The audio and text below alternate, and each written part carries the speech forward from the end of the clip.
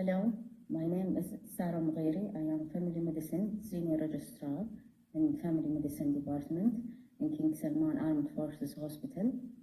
Today I am going to share one of my research that I have previously worked on as a fever clinic supervisor for 1 year.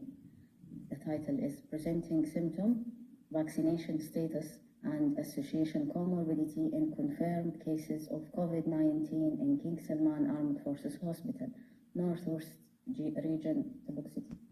This is a state-level experience from the data that we gathered for over a period of 8 months. These are my co-author, and I don't have any conflict of interest or disclosures to report. So, these are my content today. I am going to mention first, introduction, study objectives, methodology, result, and end by conclusion and recommendation. First, I will briefly go over COVID-19. So COVID-19 is an infectious disease caused by severe acute respiratory syndrome, coronavirus, SARS-CoV-2 virus. That was the global outbreak of coronavirus and the cause of the pandemic. Our introduction today, as we know the spectrum of symptomatic COVID-19 infection ranges from mild to critical. Most infections are not severe, therefore healthcare services should use a sensitive case definition in order to adopt appropriate surveillance, prevention, and treatment actions. In suspected cases, based on clinical symptom and sign or previous contact with confirmed COVID-19 cases, it is recommended to use real-time quantitative polymerase chain reaction to confirm the diagnosis.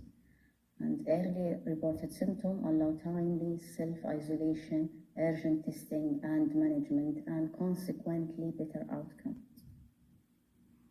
So, what were the main objectives of our study? First, was describe the most commonly presenting symptom of confirmed COVID-19 cases in order to guide case suspicion based on clinical manifestation and to characterize case severity and in addition. Second, to identify and recognize the detailed vaccination status of confirmed cases of COVID-19.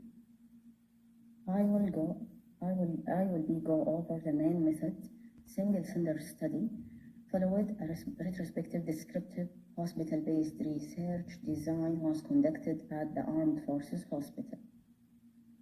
Study population and sampling the confirmed cases of COVID-19 age more than 18 years who were admitted to the study setting during the period from March 2021 till November 2021. So we got data from data collection sheet, include demographic data, presenting symptom, vaccination status, and comorbidity was designed. We also looked to group patients according to National Institute of Health into 5 categories: asymptomatic, mild, moderate, severe, and critical. These are our main results. So firstly, I will go briefly through demographic and personal characteristics of confirmed cases of COVID-19 admitted at hospital. There are ranges between 18 and 85 years with a mean standard deviation of 11.9 years. Equally were distributed between males and females. Regarding their occupation, 33% were military persons, whereas 34.7% were unemployed. The vast majority, 99%, live in urban area, have history of travel in the last 14 days was mentioned by 9.7% of patients, while most of them, 71.3%, reported contact with confirmed cases. So regarding patient body mass index, most of the confirmed COVID-19 cases were either overweight by 37.5% or obese 28.7%, as seen in this figure. Regarding this figure, it summarizes the presenting symptom among confirmed COVID-19 cases. Cough was the commonest reported symptoms, by 49.3%, followed by fever 44%, headache 36.7%, sore throat 28.7%, and running nose 22%. With minorities reported gastrointestinal symptoms such as diarrhea and nausea vomiting 2.7%, 2.3% respectively.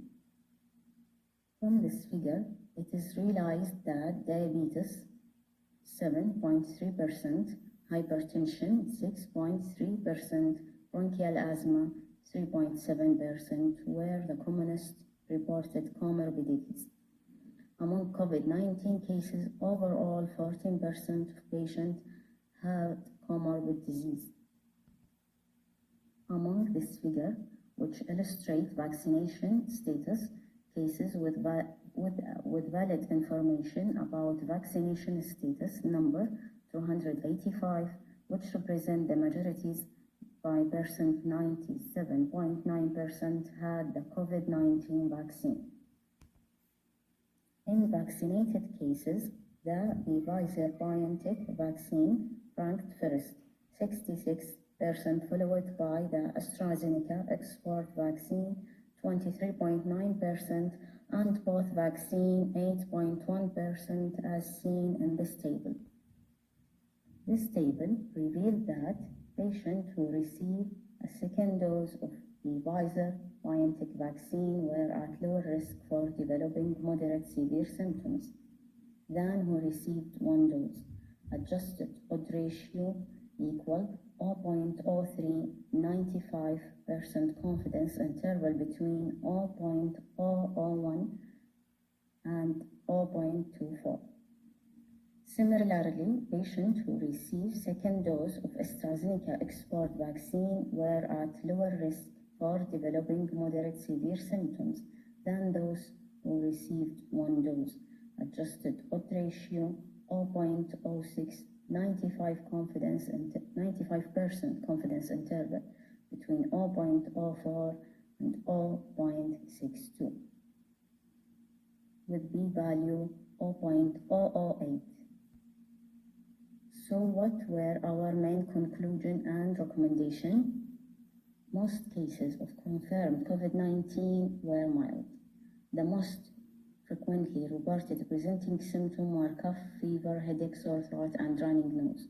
Vast majority of the participants had received COVID-19 vaccine. Of them, the Pfizer-BioNTech vaccine ranked first, followed by AstraZeneca Oxford vaccine and both vaccines.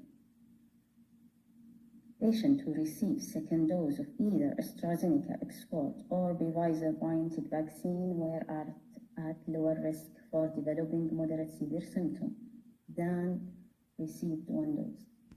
Our recommendation today: vaccination of people with second and booster of the vaccine, particularly more vulnerable people and groups, carrying out further longitudinal study with large sample size to achieve higher strength of association between various factors and severity of COVID-19 infection. This was my last slide. Pleasure making this presentation today, and thank you so much.